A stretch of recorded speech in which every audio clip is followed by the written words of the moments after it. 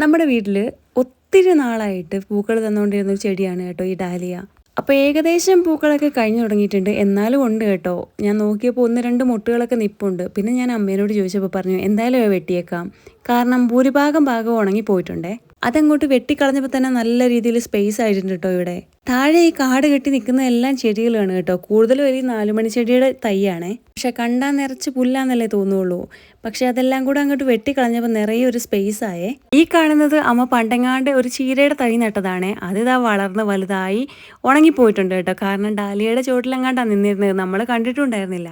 ഇപ്പോഴത്തെ താരം എന്ന് പറഞ്ഞത് ഇവിടുത്തെ തക്കാളിക്കാണ് കേട്ടോ. നിറയെ കാ പിടിച്ച് നിൽക്കുവാണേ.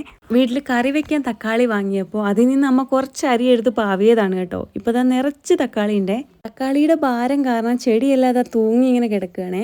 പിന്നെ ഇതാ നമ്മുടെ മത്തൻ വള്ളിയും കൂടെ വെട്ടിക്കളഞ്ഞിട്ടുണ്ട് കേട്ടോ. 1, 2 മത്തങ്ങ വന്നിട്ടുണ്ട്. നമ്മൾ കൂടുതലും മത്തയുടെ ഇല വെച്ച് താളിപ്പും അതുപോലെ തോരനൊക്കെ ഉണ്ടാക്കിയിട്ടുണ്ട് കേട്ടോ.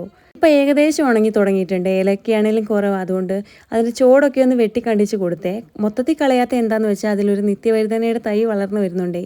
അങ്ങനെ ഇപ്പം മൊത്തത്തിൽ കാണാൻ വേണ്ടി ഒരു വെട്ടവും വിളിച്ചു നോക്കിയായി.